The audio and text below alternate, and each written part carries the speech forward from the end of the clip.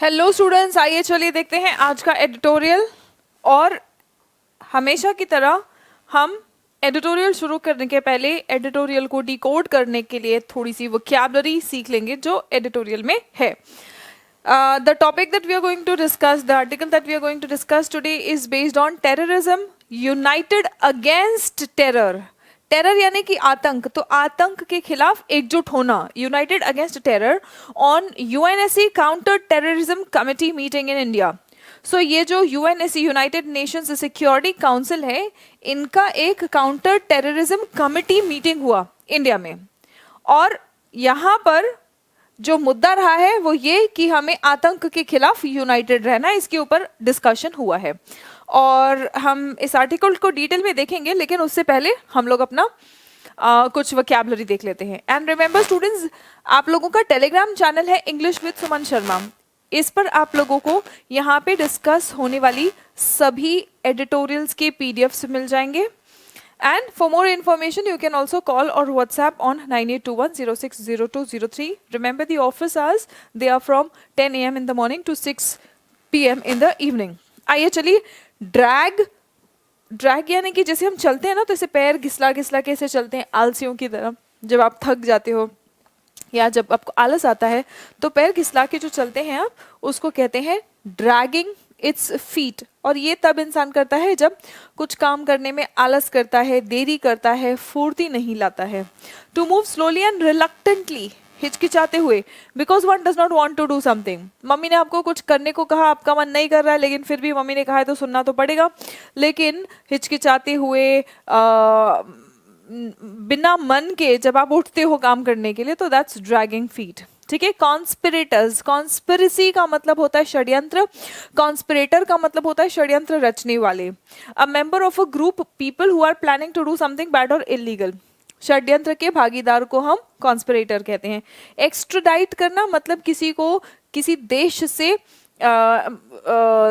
मतलब वो दूसरे देश में है, उस वो जिस कंट्री का है ओरिजिनल, जहाँ का वो सिटीजन है, वहां पर उसको भेजना।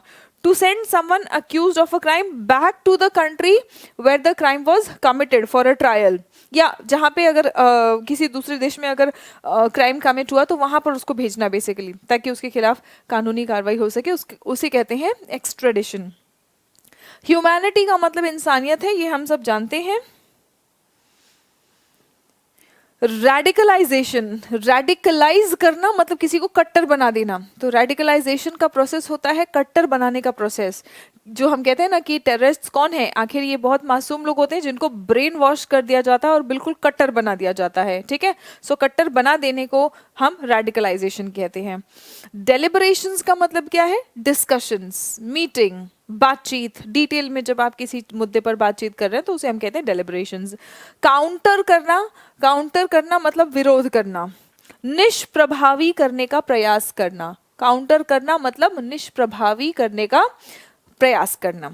टेन्योर का मतलब क्या होता है? टेन्योर का मतलब होता है जितने समय तक कोई चीज लागू है, चाहे वो कोई कानून हो, कोई आपको अधिकार मिला हो, जब तक वो लागू है तब तक जो समय अवधि होती है उसको हम टेन्योर कहते हैं।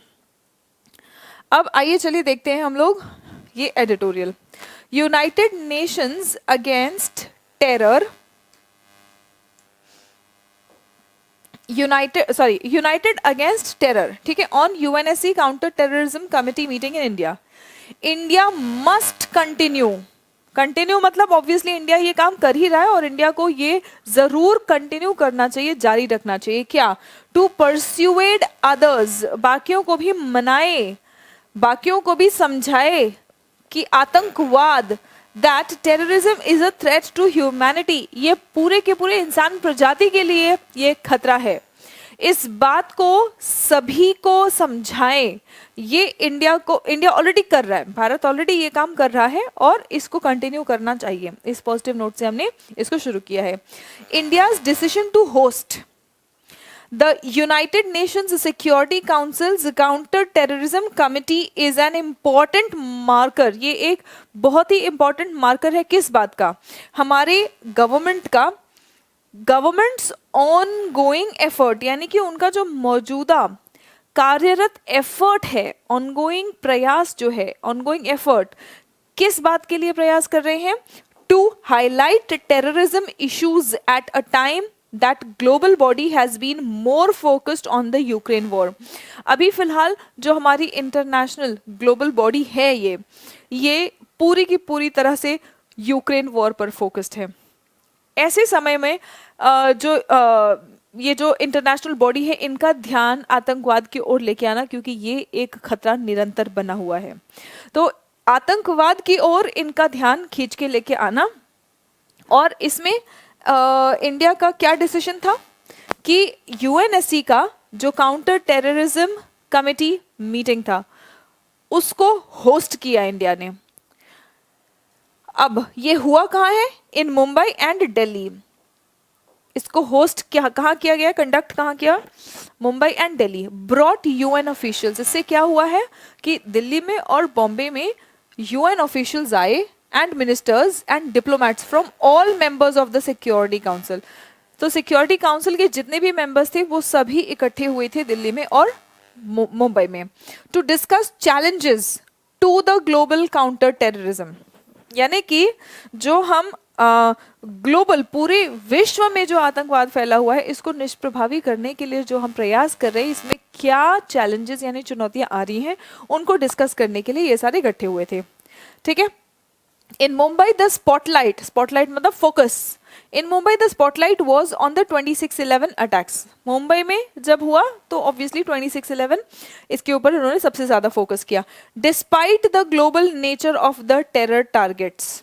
अब आतंकवाद के निशाने, टेरर टारगेट्स कौन है? डिस्पाइट द ग्लोबल नेचर, मतलब ग्लोबल नेचर मतलब पूरी दुनिया भर में है आतंकवाद का खतरा, लेकिन इंडिया में सबसे ज्यादा। India has had an uphill battle since 2008। आतंकवाद एक इंटरनेशनल प्रॉब्लम है, और इंटरनेशनल प्रॉब्लम मतलब सब लोग फेस कर रहे हैं इस प्रॉब्लम को, और सब लोगों को ये प्रॉब्लम फेस हो रहा है, फिर भी इंडिया को बहुत कठिनाइयों से गुजरना पड़ा। India has had an uphill battle मतलब इंडिया को बहुत चुनौतियों का सामना करना पड़ा। इंडिया के लिए आसान नहीं था। क्या आसान नहीं था? Pursue the case. कौन सा केस? 2008 में जो 26/11 का अटैक्स हुआ था, इस केस को परस्यू करना इंडिया के लिए फिर भी मुश्किल था। जब हम जानते हैं कि कोई बात खतरा है सबके लिए, तो उस केस को लड़ना, उस केस को आगे लेके जाना इंडिया के लिए खतरा क्यों होना चाहिए? ये तो एक कॉमन प्रॉब्लम है जो सब फेस कर रहे हैं, सबको समझना चाहिए था, लेकिन फिर भी इंडिया को बहुत मुश्किलों का, बहुत चैलेंजेस का सामना करना पड़ा। और इन मुश्किलों को फेस करते हुए and in bringing the lone survivor, loan का मतलब क्या होता है? इकलौता सर्वाइविंग अटैकर।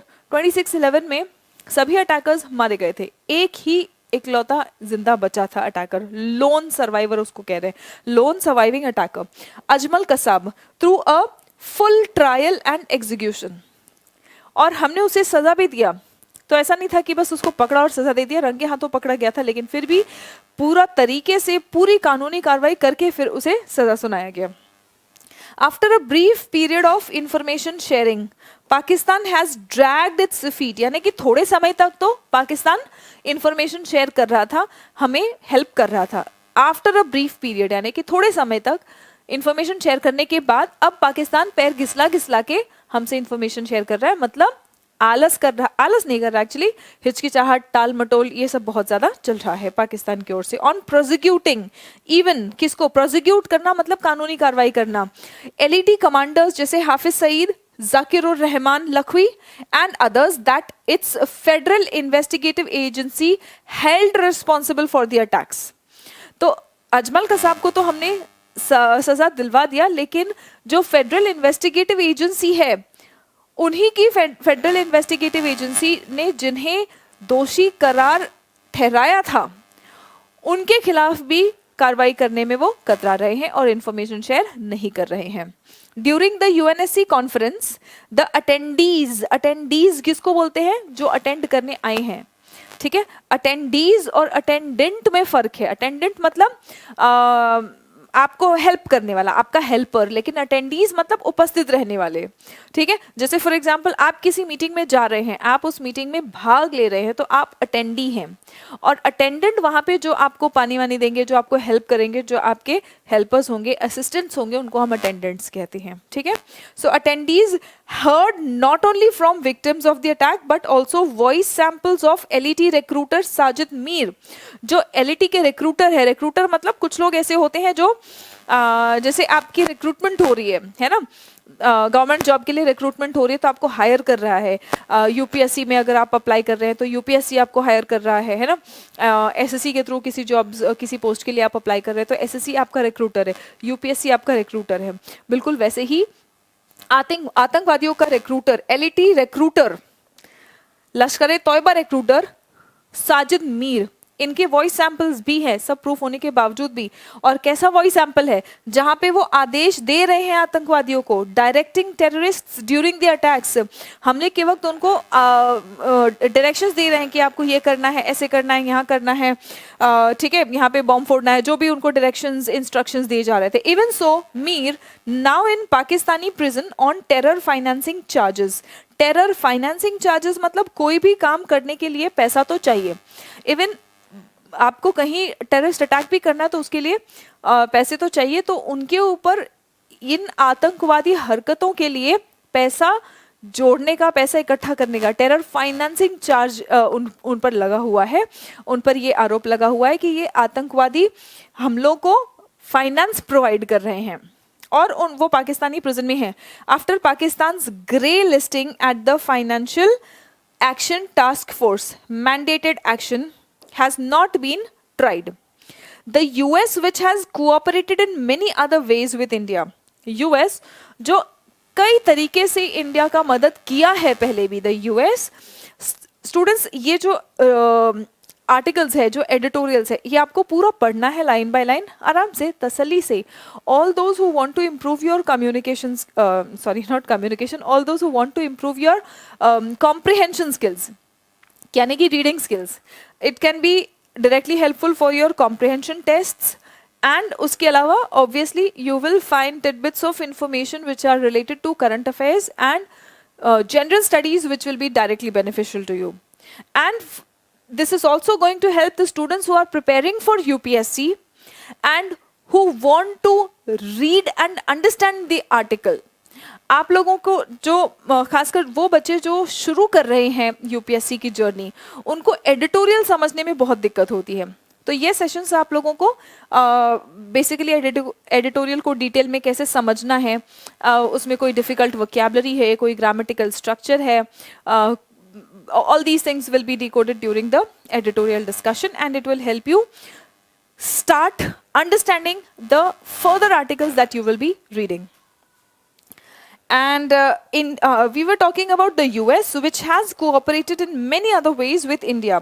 कई तरीकों से इंडिया के साथ में जिन्होंने कोऑपरेट किया है टेररिज्म पर, आतंकवाद पर।